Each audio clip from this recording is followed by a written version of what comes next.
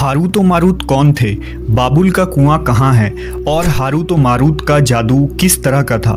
ये वो पुरअसरार सवालात हैं जिनके जवाब तो बहुत हैं और लिखने वालों ने भी बहुत कुछ लिखा है, लेकिन उन किस्से कहानियों में हकीकत को तलाश करना गहरे समुंदर से मोतियां निकालने के बराबर है। हारूत व मारूत के मुतालिक बुनियादी तौर पर दो तरह की रवायतें मिलती हैं, एक वो जो कुरान व हदीस और ताबईन के अक़वाल में मौजूद है और दूसरी वो जो तौरेत व इंजील और इसराइली रिवायतों में आती है, जबकि उन इसराइली रिवायतों को बेशतर उलमा और मुवर्रिखीन ने तायीद की है। इस वीडियो में हम उन दोनों तरह की रिवायतों और वाक़यात को मुकम्मल पेश करेंगे।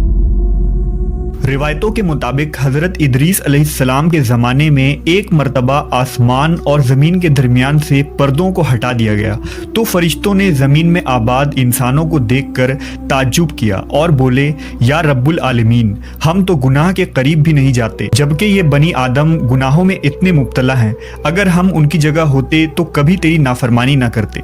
अल्लाह ने इरशाद फरमाया, इंसानों को गुस्सा और शहवत दी गई है, अगर ये चीज़ें तुम्हें दी जाए तो तुम भी इसी तरह गुनाह में मुलव्वस हो जाओगे।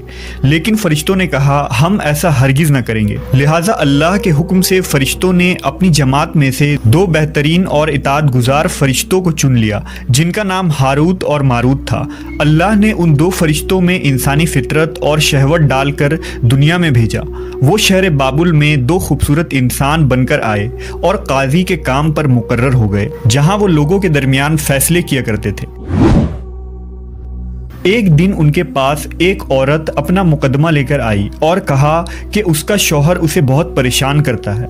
हारूत व मारूत ने जब उस औरत को देखा तो वो उसकी खूबसूरती और हुस्न से मरऊब हो गए और उस पर आशिक हो गए। उन्होंने उस औरत से जिना की ख्वाहिश की तो औरत ने उनसे कहा, तुम्हारी ये ख्वाहिश मैं तभी पूरी करूंगी जब तुम बुत की पूजा करो, शराब पियो या मेरे खाविंद को कत्ल कर दो।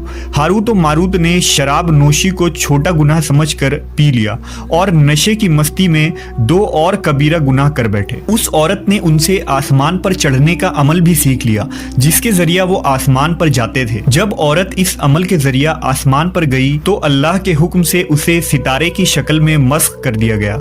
चूंकि उस औरत का नाम ज़ोहरा था, इसलिए वो सैयारा ज़ोहरा कहलाया, जिसे आज वीनस कहते हैं। इस गुनाह की वजह से हारूत व मारूत खुद वो इसमें आज़म भूल गए जिसे पढ़कर वो आसमान पर जाते थे और बतौर सज़ा उन्हें बाबुल के एक कुएं में उल्टा लटका दिया गया, जहां वो ता क़यामत यूं ही कैद रहेंगे।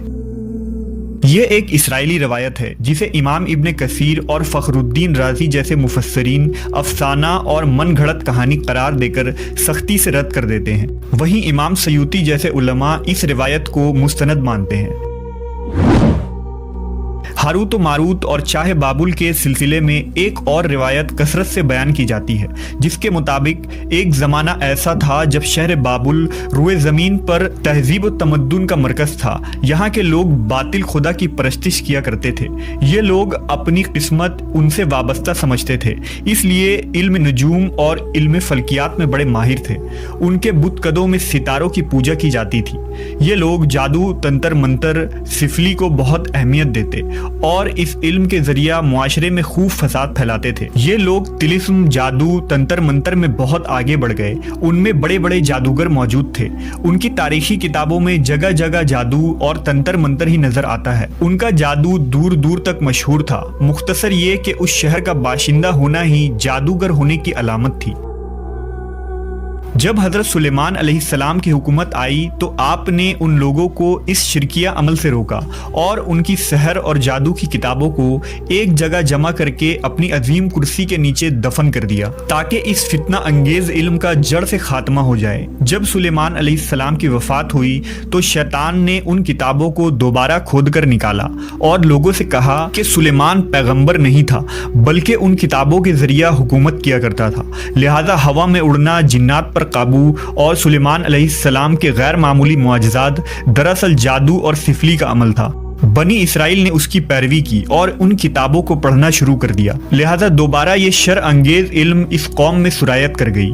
अल्लाह ने सुलेमान अलैहिस्सलाम पर लगाए गए इल्ज़ाम और तुहमत की नफ़ी करते हुए सूरह बकरा में फरमाया है, اور انہوں نے اس چیز کی پیروی کی جو شیطان سلیمان کی بادشاہت کے وقت پڑھتے تھے، اور سلیمان نے کفر نہیں کیا تھا لیکن شیطانوں نے ہی کفر کیا۔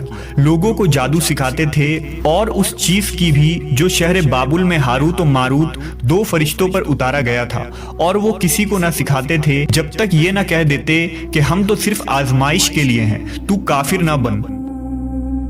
لہذا جب یہ سحر کا علم بابل میں عام ہو گیا اور لوگوں کی تکلیف اور پریشانی کا باعث بن گیا، تو اللہ نے دو فرشتوں کو انسانی صورت میں مامور کیا کہ وہ جادو کے عوامل اور اسے باطل کرنے کا طریقہ لوگوں کو سکھائیں تاکہ وہ جادوگروں کے فساد اور شر سے محفوظ رہ سکے۔ لیکن یہ تعلیمات غلط مقصد کے لیے بھی استعمال ہو سکتی تھی، حالانکہ وہ فرشتے لوگوں کو تنبیہ کرتے تھے اور ان کے لیے صراحتاً کہتے تھے کہ یہ تمہارے لیے ایک طرح کی آزمائش ہے، لیکن پھر بھی وہ لوگ ایسے کاموں میں پڑ گئے جو انسانوں کے لیے ضرر اور نقصان کا باعث تھا۔